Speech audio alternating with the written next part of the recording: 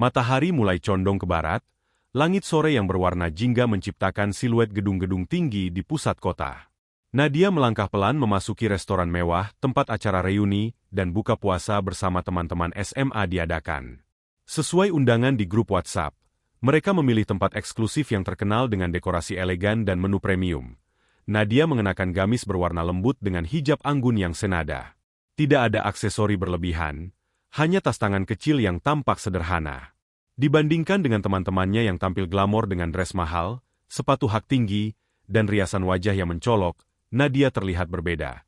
Begitu ia melangkah masuk, beberapa pasang mata mulai melirik ke arahnya. Ada yang tersenyum ramah, ada juga yang sekadar melirik sekilas lalu kembali sibuk dengan ponselnya. "Hei, Nadia, lama nggak ketemu." Suara ceria menyapanya. Itu Rina, salah satu teman yang cukup dekat dengannya saat SMA. "Rina?" "Iya, sudah lama banget," jawab Nadia sambil tersenyum. Mereka berpelukan sebentar sebelum Nadia melanjutkan langkahnya ke meja yang sudah dipenuhi oleh teman-temannya. Meja panjang itu dikelilingi oleh wajah-wajah familiar, meski beberapa di antaranya sudah terlihat lebih dewasa dibanding saat SMA dulu. Namun, di antara keramaian itu, ada satu suara yang cukup nyaring terdengar. Nadia datang juga." Suara itu berasal dari seorang wanita dengan rambut panjang yang tertata sempurna, bibir merah merona, dan busana ketat yang memamerkan kemewahan. Itu Sarah, mantan ratu di sekolah mereka, yang selalu menjadi pusat perhatian. Nadia mengangguk sopan. "Iya, sudah lama nggak ketemu." Sarah menyeringai tipis sambil menatap Nadia dari atas ke bawah. "Kamu nggak berubah ya? Masih pakai gamis dan hijab seperti dulu. Aku kira setelah lama nggak ketemu, kamu bakal tampil lebih." Wah gitu, beberapa orang tertawa kecil. Sementara yang lain hanya saling pandang tanpa tahu harus bereaksi bagaimana. Nadia tetap tersenyum, tak ingin menanggapi komentar itu dengan emosional. Seorang teman lain menimpali. "Iya, Nat. Kita semua berubah banyak. Dari gaya sampai pekerjaan. Kamu gimana sekarang? Kerja di mana?" Nadia menarik napas dan menjawab dengan tenang. "Aku punya usaha sendiri." "Usaha?" Sarah mengangkat alisnya. "Jualan online gitu?" Beberapa orang kembali tertawa, menganggap jawaban itu biasa saja. Mereka tidak tahu bahwa di balik kesederhanaannya, Nadia menyimpan sesuatu yang tak mereka duga, dan malam itu, mereka akan segera mengetahuinya. Nadia masih tersenyum meski bisa merasakan tatapan meremehkan dari beberapa teman lamanya. Ia sudah terbiasa menghadapi orang-orang yang menilai seseorang hanya dari penampilan luar. Sarah menyandarkan tubuhnya ke kursi, memainkan gelas minumnya sambil berkata, "Usaha apa, Nat? Jangan bilang jualan hijab atau gamis di Instagram." Beberapa teman terkikik mendengar celetukan itu. Nadia tetap tenang, tetapi sebelum ia sempat menjawab, Sarah kembali menambahkan, tapi nggak apa-apa sih. Yang penting halal, ya kan? Walaupun ya, kalau cuma jualan online, nggak bisa dibilang sukses juga." Tawa kecil kembali terdengar, disertai lirikan yang meremehkan Rina, yang sejak tadi duduk di sebelah Nadia, terlihat tidak nyaman dengan suasana ini. Ia mencoba mengalihkan pembicaraan. Ngomong-ngomong, gimana kabar kalian semua? Kayaknya banyak yang udah sukses ya sekarang." Sarah tersenyum bangga, merasa seperti diberikan panggung. "Ya jelas. Aku sekarang kerja di perusahaan besar, sering bisnis trip ke luar negeri. Oh, terus aku juga baru beli mobil baru, BMW. Loh." Beberapa teman bertepuk tangan kecil, memuji pencapaiannya. "Keren banget. Sar, udah makin tajir nih." Sarah tertawa puas, lalu melirik Nadia lagi. "Kalau kamu gimana, Nat? Jangan-jangan masih naik motor butut kayak dulu?" Beberapa orang tertawa lagi, sementara yang lain mulai merasa kalau Sarah keterlaluan. Namun, bukan hanya Sarah yang mulai ikut-ikutan. Denny, salah satu teman lama mereka yang dulu juga cukup populer di sekolah, tiba-tiba ikut menimpali. Serius deh, Nat. Kamu sekarang kerja di mana? Atau udah nikah dan jadi ibu rumah tangga aja?" Sarah tertawa kecil. Iya. Kalau udah nikah dan cuma di rumah sih, pantes aja nggak ada perubahan." Nadia tetap tersenyum, tapi kali ini senyumnya menyimpan sesuatu. Bukan kemarahan, bukan kesedihan, tapi ketenangan yang justru membuat orang lain penasaran. Ia menegakkan punggungnya, menatap langsung ke arah Sarah dan Denny. "Alhamdulillah," katanya dengan suara tenang namun penuh keyakinan. "Aku memang belum menikah, Dan aku memang lebih suka gaya berpakaian yang sederhana. Tapi soal pekerjaan, mungkin aku belum sempat cerita tadi. Sarah menyilangkan tangan di dadanya. Oh, memang kerja di mana? Nadia tersenyum tipis. Aku pemilik dan CEO dari Elna2 Modest Fashion, salah satu brand busana syari yang sekarang sudah punya cabang di beberapa kota besar dan ekspor ke beberapa negara. Sejenak, suasana meja mendadak sunyi. Beberapa orang yang tadinya ikut tertawa kini membelalakan mata, sementara Sarah tampak terkejut dan kehilangan kata-kata. Sejenak, seluruh meja mendadak sunyi. Tawa yang sebelumnya memenuhi ruangan kini sirna begitu saja. Beberapa teman yang tadinya ikut tertawa mulai saling pandang, tak percaya dengan apa yang baru saja Nadia katakan. Sarah mengerutkan kening, seakan mencoba mencerna informasi yang baru didengarnya. Tunggu, kamu bercanda, kan? Tanyanya. Suaranya tidak lagi setinggi tadi, Nadia tetap tersenyum tenang. Gak, aku serius, katanya sambil mengambil ponselnya dari tas. Ia mengetik sesuatu, lalu menaruh ponsel di atas meja, layarnya menghadap ke teman-temannya. Di layar terpampang akun media sosial bisnisnya, Elna2 Modest Fashion, dengan jutaan pengikut. Ada foto-foto butik mewahnya, produk-produknya yang dikenakan oleh model profesional, serta artikel berita dari media besar yang membahas kesuksesannya. Beberapa teman yang melihat itu langsung berseru pelan. Ya ampun, ini beneran brand kamu, Nat? Nadia mengangguk. Alhamdulillah, aku memulai bisnis ini dari nol setelah lulus kuliah. Awalnya cuma jualan kecil-kecilan, tapi sekarang sudah punya beberapa cabang di kota besar dan ekspor ke luar negeri. Aku juga sering diundang ke acara fashion muslim internasional. Sarah terdiam. Tangannya masih memegang gelas minumnya, tetapi ia tidak bergerak sama sekali.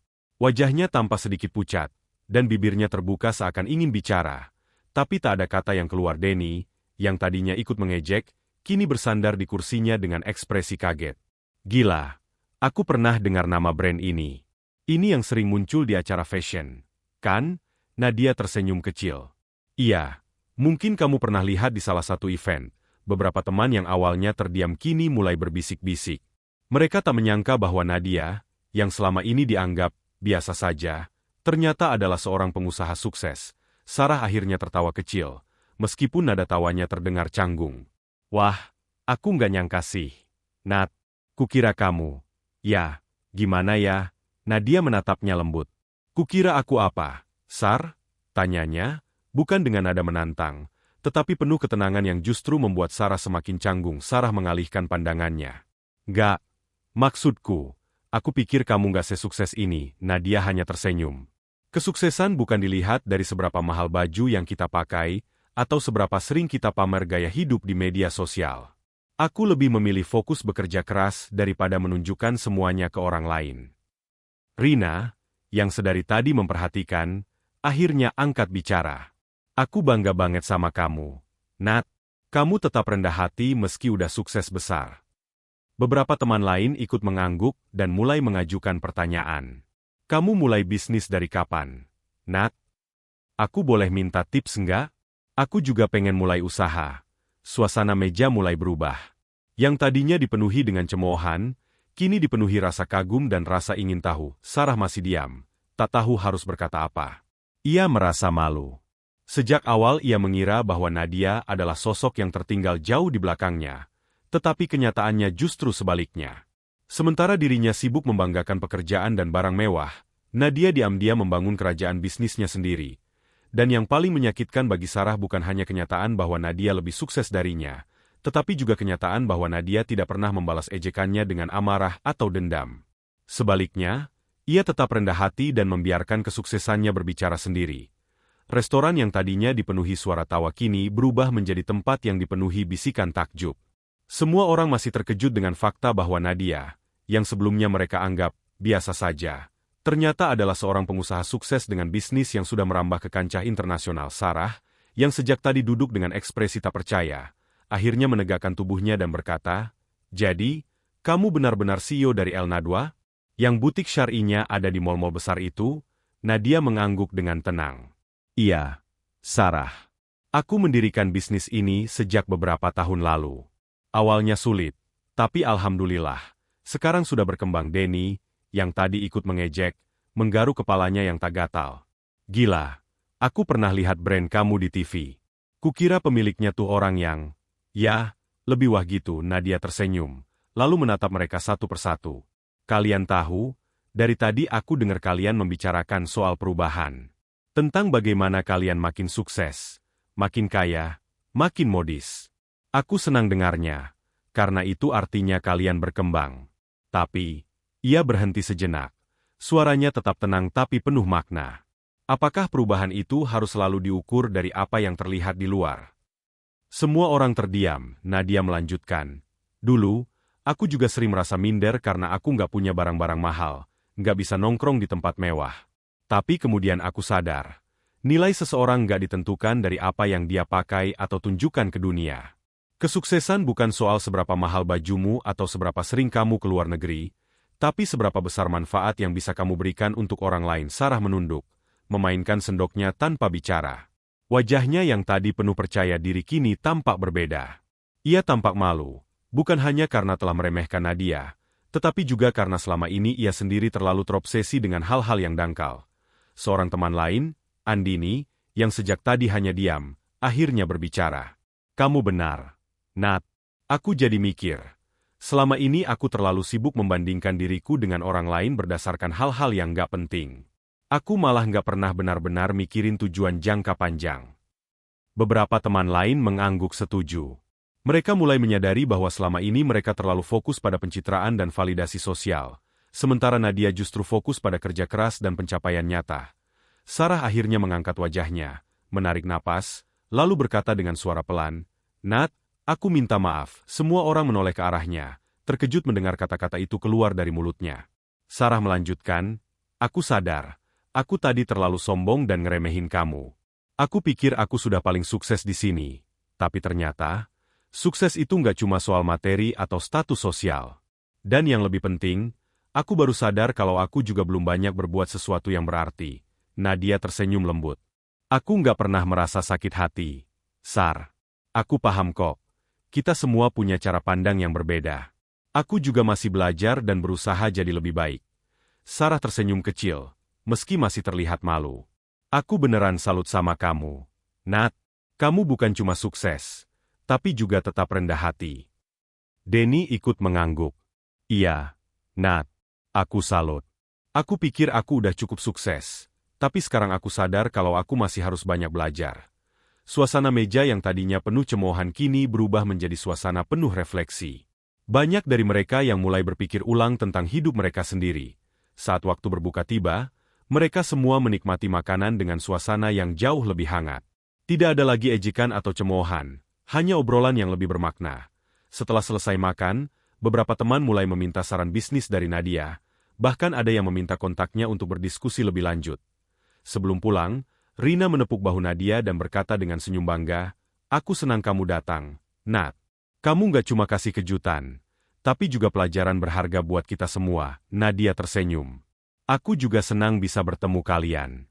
Kadang kita butuh momen seperti ini untuk saling belajar. Saat berjalan keluar dari restoran, Nadia melihat Sarah berdiri di dekat pintu, seperti menunggunya. Sarah menatapnya dengan ragu, lalu berkata, aku nggak tahu apa aku pantas bilang ini, tapi, kalau suatu hari nanti aku butuh saran tentang bisnis atau tentang hidup, boleh aku hubungi kamu? Nadia mengangguk tanpa ragu. Tentu saja, Sar. Aku akan dengan senang hati membantu. Sarah tersenyum. Kali ini dengan ketulusan yang baru pertama kali Nadia lihat darinya. Malam itu, Nadia pulang dengan perasaan lega. Ia tidak hanya membuktikan dirinya, tetapi juga mengubah cara pandang teman-temannya dan yang terpenting. Ia menyadari bahwa kesuksesan sejati bukan tentang membalas hinaan dengan kemarahan, tetapi dengan pencapaian yang berbicara sendiri dan hati yang tetap tulus.